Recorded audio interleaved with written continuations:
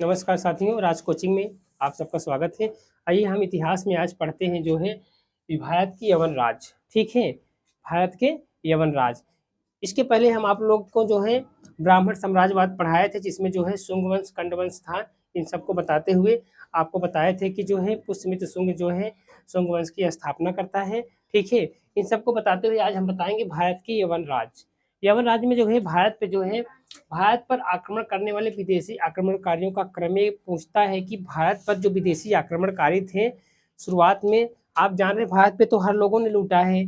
चाहे उधर से देखेंगे, चाहे जहाँ गौरी देख लीजिए, गजनवी देख लीजिए, चाहे आने वाले विदेशियों का क्रम देखेंगे तो उधर से अगर देखेंगे तो पुर्तगाली डैश, ठीक है, अंग्रेज डैश, पुर्तगाली अंग्रेज तमाम लोग इसे आए थे। तो उन सबको छोड़िए, पहले हम इधर देखते हैं प्राचीन में। तो सबसे पहले आए भारत पर आक्रमण करने वाले विदेशी क्रम का था। सबसे पहले कौन आए थे जानते हैं? यूनानी शासक आए थे। कौन? यस, हिंद यवन शासक आए थे। कौन आए थे?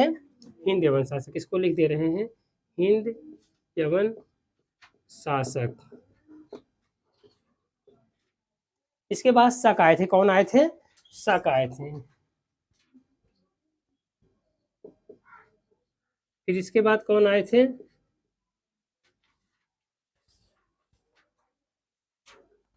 कौन आए थे इसके बाद? शुरुआत में देखिए, क्या कहते हैं उनको? पहलव कहते हैं। क्या कहते हैं? पहलव कहते हैं, पहलव।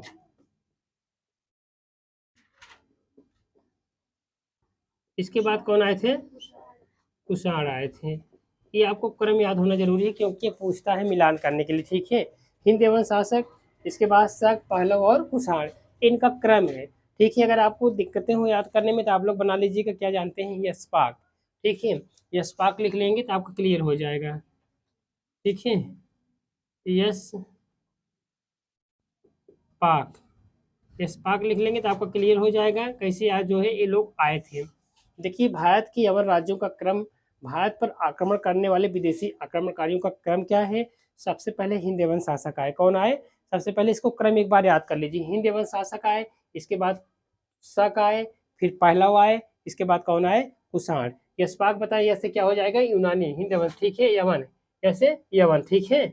स से शक, प से पहलव, क से कुषाण। हमारा कहने का मतलब एक बार एक यशपाक याद कर रहेंगे तो आपका क्लियर हो जाएगा कौन कैसे आए थे, ठीक है? तो आइए देखिए, भारत पर सबसे पहले आक्रमण जो है बैक्टीरिया के शासक डेमेट्रियस ने किया था। देखिए, भारत पर सबसे पहले आक्रमण कौन किया था? बैक्टीरिया का शासक था, उसका नाम क्या था? डेमेट्रियस था। डेमेट्रियस ने 190 ईसा पूर्व में भारत पर आक्रमण किया था, ठीक है? भारत पर सबसे पहले आक्रमण करने वाला क्या नाम था? डेमेट्रियस था। क्या था? डेमेट्रियस। कब आक्रमण किया था? 190 ईसा पूर्व में किया था। सबसे विख्यात शासक मिनांडर था। देखिए, इस वंश का, यवन वंश का सबसे विख्यात, सबसे प्रभावशाली शासक कौन था? मिनांडर था, ठीक है? 165 से 145 ईसा पूर्व इसका कार्य था। राजधानी साकल या सियालकोट थी, जो शिक्षा के लिए बहुत फेमस थी, ठीक है? किसकी राजधानी थी? जो ये था मिनांडर। इसका कार्यकाल कितना था? 165 से 145। इसकी राजधानी कहाँ थी? साकल या सियालकोट। और साकल या सियालकोट किसके लिए प्रसिद्ध था? शिक्षा के लिए, ठीक है? ये शिक्षा के लिए प्रसिद्ध था। किसका था? मतलब मिनांडर का। मिनांडर जो है इसका सबसे मतलब विख्यात शासक था। किस वंश का? यूनानी वंश का, ठीक है? जो यूनानी हिंद यवन थे, हिंद यवन था, हिंद यवन में मिनांडर जो था सबसे प्रभावशाली शासक था। इसकी राजधानी क्या थी? साकल या सियालकोट थी। सियालकोट किसके लिए प्रसिद्ध था? शिक्षा के लिए। फिर इसके बाद मिनांडर नागसेन से बौद्ध धर्म की शिक्षा ली। नागसेन जो था उससे जो है मिनांडर ने क्या लिया? बौद्ध धर्म की दीक्षा ली थी, ठीक है? कभी कभी पूछते हैं मिनांडर जो किससे बौद्ध धर्म की शिक्षा ली थी? तो मिनांडर जो है नागसेन से ली थी। किससे लिया था? नागसेन से लिया था। नागसेन ने एक पुस्तक, मिलिंद पनह बहुत पूछता है, मिलिंद पनह किसकी पुस्तक है? नागसेन की पुस्तक है। नागसेन मतलब हर समय पूछता है मिलिंद पनह किसकी पुस्तक है? तो मिलिंद पनह नागसेन की पुस्तक है। इसमें मिलिंद पनह में जो है नागसेन के उत्तर, मतलब वो प्रश्न करता था, प्रश्न और नागसेन के उत्तर संकलित है। हमारा कहा है कि मतलब मिनांडर जब प्रश्न करता था तो नागसेन उसमें जो है उत्तर देता था, वही उसमें मिलिंद पनह में लिखा गया है, ठीक है? अक्सर आपसे पूछेगा कि मिलिंद पनह किसकी पुस्तक है? नागसेन की फेमस पुस्तक है, ठीक है? भारत पर सबसे पहले हिंद यूनानी ने सोने के सिक्के जारी किए। बहुत पूछता है, भारत पे सबसे पहले किसने सोने के सिक्के जारी किए? हिंद यूनानी ने। लेकिन सब शुद्ध सोने के सिक्के कौन चलाए थे? कुषाणों ने बताया। हाँ, सबसे शुद्ध सोने के सिक्के कौन चलाए थे? कुषाणों ने। और जो है वो शीशे के सिक्के कौन चलाए थे? सातवाहनों ने चलाए थे। सातवाहनों ने क्यों सी प्रथा चलाई थी? ब्राह्मणों को दान देने की प्रथा। कहाँ मिलता है? नानाघाट अभिलेख से मिलता है। ठीक है, तो आइए देखिए नागसेन पुस्तक मिलन पन्हो लिखी, जिसमें मिले उसके उत्तर प्रश्न उत्तर की संकलित किया है। बस यही जानिए कि मिलन पन्हो किसने लिखा है? मिलन पन्हो नागसेन ने लिखा है। ये देखिए भारत पर सबसे पहले हिंद यूनानी ने सोने के सिक्के जारी किए। कभी कभी पूछता है सोने के सिक्के कौन जारी किए थे? हिंद यूनानी। भारत पर हिंद यूनानी ने सबसे पहले कौन से सिक्के जारी किए थे? सोने के सिक्के। अगर शुद्ध सोने के सिक्के पूछ लिए जाएगा तो कौन बताया कौन होगा? कुषाणों ने। कुषाणों ने सबसे शुद्ध सोने के सिक्के चलाए थे। ये यूनानी ने पर्दे का एक सबसे इंपॉर्टेंट चीज यूनानियों को क्या है? इन्होंने पर्दा प्रथा प्रारंभ किया था। ठीक है, पर्दा प्रथा का प्रचलन आरंभ किया था कौन? यूनानियों ने। पर्दा प्रथा जो है किसकी देन है? यूनानियों की देन है। उन्होंने उसे क्या कहा था? यवनिका कहा था। क्या कहा था? यवनिका। पर्दा को क्या कहा था? यवनिका। जो आज नाटक में हम लोग देखते हैं पर्दा का प्रयोग सबसे पहले किसने किया था? यूनानियों ने। इन्हीं की देन है। पर्दा जो नाटक उटक में खेला जाता है ये यूनानियों की देन है। सबसे पहले इन्होंने प्रारंभ किया था, प्रचलन इसका इन्होंने किया था। और इसे इन्होंने क्या कहा था? यवनिका कहा था। क्या कहा था? यवनिका कहा। किसको कहा था? इसी पर्दे को। ठीक है, बस यूनानी में इतना जानिए। हिंदी मतलब भारत पे आने वाले हिंद एवं शासक, हिंद एवं शासक में इतना जान जाइए। कैसे कैसे क्रम जानिए। डेमेसियस जो है मतलब इसका जो है शासक डेमेसियस था, भारत पर पहले आक्रमण सबसे पहले किया था। राजधानी इसके फेमस शासक कौन था? मिनांडर था। मिनांडर जो है 165 से 145 ईसा पूर्व इसका कार्यकाल था। इसकी राजधानी साकल या सियालकोट थी। वो शिक्षा के लिए क्या थी? प्रसिद्ध थी। मिनांडर नागसेन से बौद्ध धर्म की शिक्षा ग्रहण किया या शिक्षा लिया। नागसेन ने पुस्तक लिखी काव्य मिलन पन्हो, उसमें ठीक है उन दोनों का जो है प्रश्न उत्तर की बात मिलती है। भारत पर सबसे पहले हिंद यूनानी ने क्या किया था?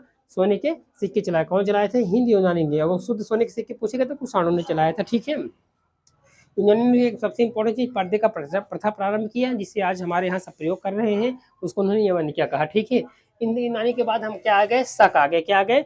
आइए शक के विषय में थोड़ा बहुत जान देते हैं, क्योंकि ये क्रम तो याद रखना। ठीक है, स्पाक याद कर लिए। यूनानी, शक, पहलो, कुषाण। यूनानी, शक, पहलो, कुषाण, स्पाक। आपका क्लियर हो जाएगा आने का क्रम। ठीक है, इसके बाद जो है शकों ने क्या किया है? शकों के विषय में 2 लाइन जान जाते हैं।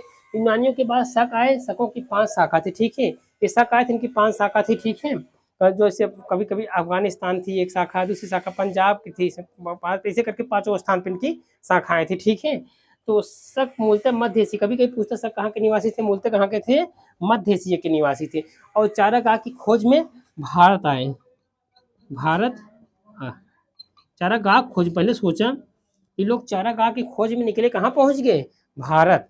कौन? शक। कहाँ के निवासी थे? मध्य एशिया के निवासी थे। और चारागाह के चक्कर में कहाँ पहुंच गए? भारत चले आए। देखिए इन्होंने क्या किया? 58 ईसा पूर्व उज्जैन में एक शासक शकों को पराजित करके, उज्जैन का एक शासक था जो है उस शकों को क्या कर दिया? पराजित किया। बहुत फेमस शासक उज्जैन का था, उसने शकों को क्या कर दिया? हरा दिया। जब शकों को पराजित कर दिया कौन सी उपाधि लेता है? विक्रमादित्य की उपाधि लेता है। कौन सी उपाधि लेता है? विक्रमादित्य की। कब?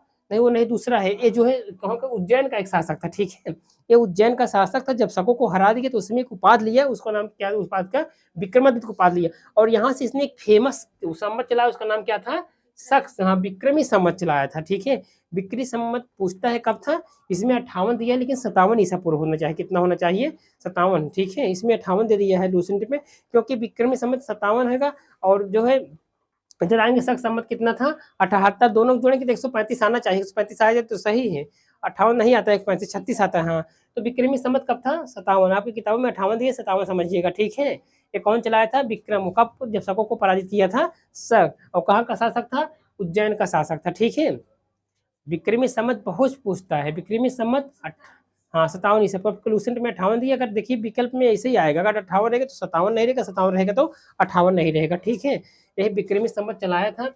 58 ईसा पूर्व उज्जैन का एक शासक शकों को पराजित करके बाहर खदेड़ दिया और विक्रमादित्य की उपाधि धारण की और विक्रमी संवत चलाया। ठीक है, विक्रमी संवत चलाया। यही विक्रमी संवत कब है? 58 ईसा पूर्व दिया है आपकी किताबों में, लेकिन आप विक्रमी संवत को 57 ईसा पूर्व में। कौन चलाया था? उज्जैन का शासक। किसके उपलक्ष्य में? शकों को पराजित करने के उपलक्ष्य में। और कौन सी उपाधि धारण किया था? विक्रमादित्य। क्लियर हो गया? शक संवत हर्ष में याद रहे 57, विक्रमी संवत 57, विक्रमी संवत 57 हर्ष में याद। हिजरत संवत कब बता रहे हैं? मोहम्मद साहब वाला 622 था ना? नहीं 22 था, 622 था, हम बताए थे। चलो कोई दिक्कत नहीं, एक बार पढ़ते जाए, एकदम भूलते जाए। हाँ 622 था विक्रमी क्या था? हिजरत सम्मत था। 622 में हिजरी सम्मत था। 57 ईसा पूर्व में कौन था? विक्रमी संवत था। 78 ईसा पूर्व शक संवत था, जो आज अपने यहाँ चल रहा है, शक संवत इस समय चल रहा है, ठीक है। संवत याद कर लीजिए, एक दिन हम 3 4 5 संवत एक किनारे को लिख के लिखाए दे भी याद हो जाएगा। अब 10 दिन तक ऐसे चलेगा, उसके बाद 100-200 क्वेश्चन आपको लिखाएंगे, है प्राचीन का भी लिखाएंगे, मध्यकालीन का भी लिखाएंगे, आधुनिक का लिखा देंगे, वही आप लोग तैयार कर लीजिएगा, ठीक है। ये तो विस्तार से बता दे रहे हैं, उसके बाद बीएड लाए तो ताकि हो जाए। देखिए भारत पे शक राजाओं ने छत्रप, अपने को छत्रप कहा, पूछता छत्रप की उपाधि कौन लेते थे? अपने को छत्रप कौन कहते थे?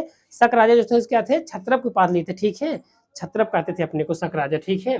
शकों को सबसे प्राचीन शासक रुद्रदामन था। देखिए शकों का सबसे प्रसिद्ध शासक था रुद्रदामन था, बहुत फेमस था। और रुद्रदामन ने संस्कृत प्रेमी था, गिरनार अभिलेख का।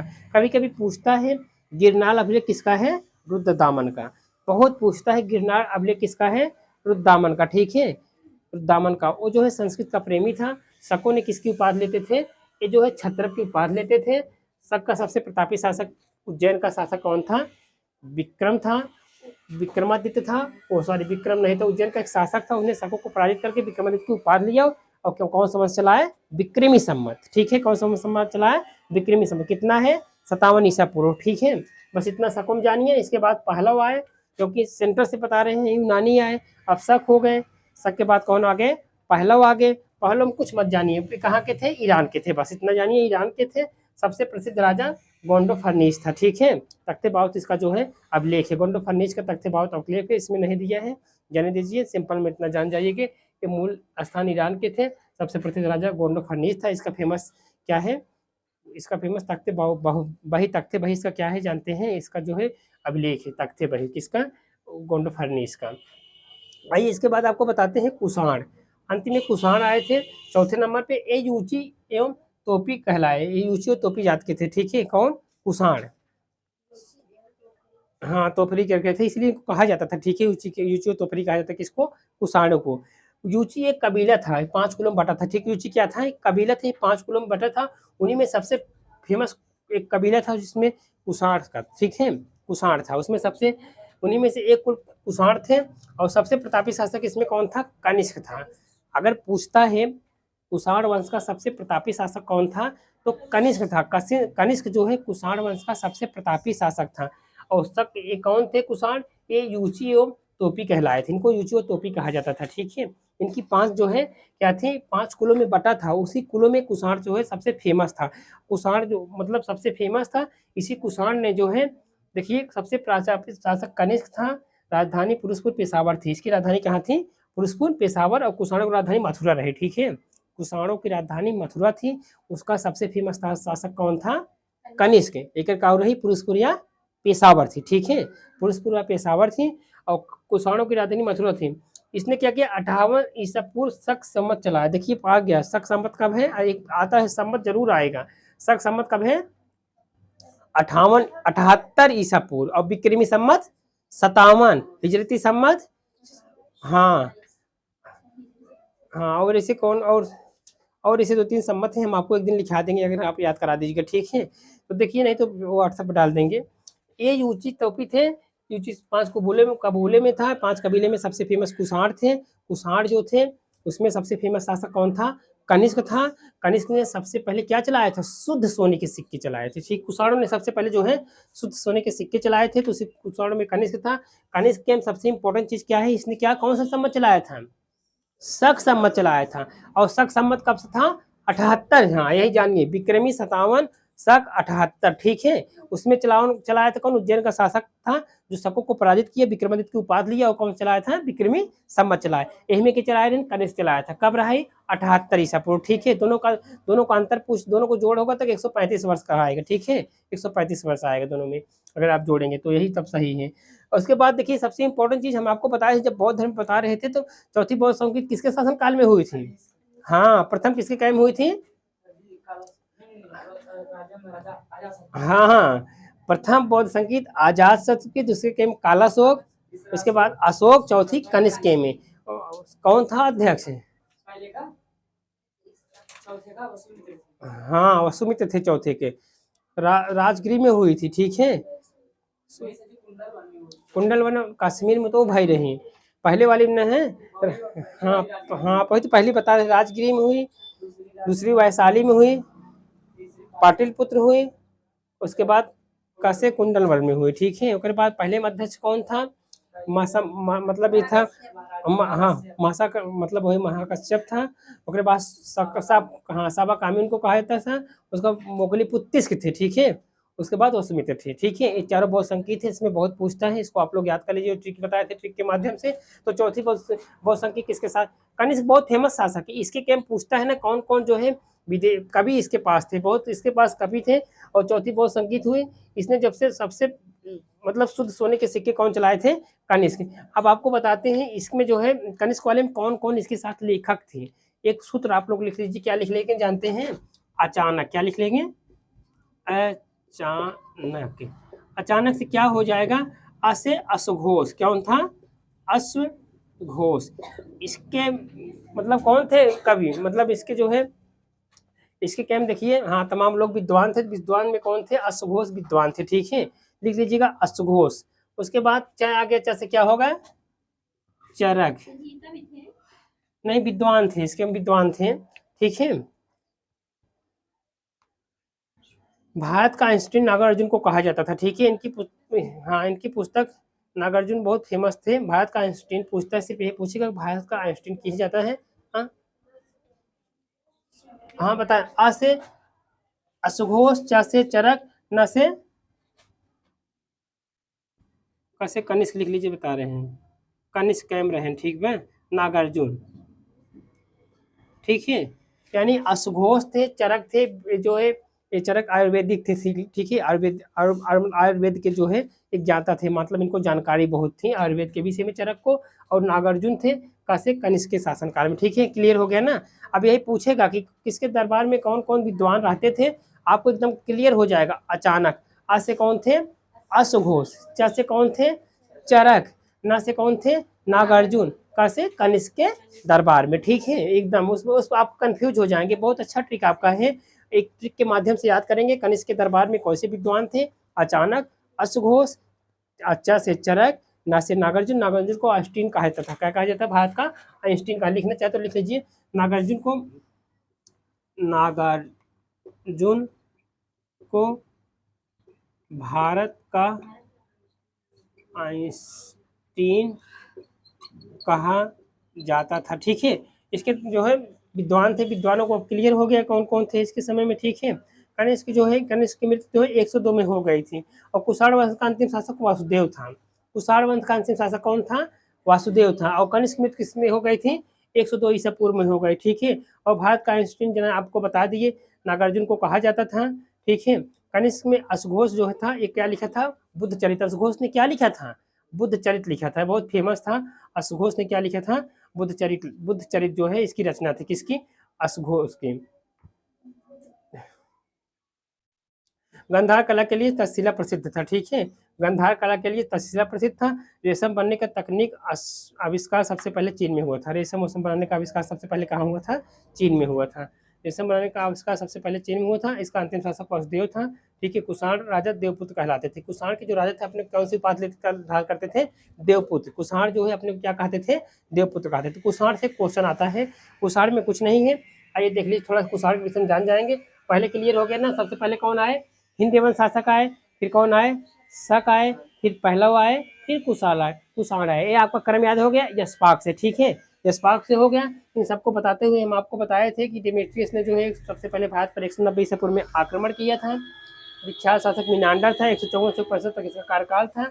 राजधानी साकल या सियालकोट थी, जो शिक्षा के लिए क्या थी, प्रसिद्ध थी।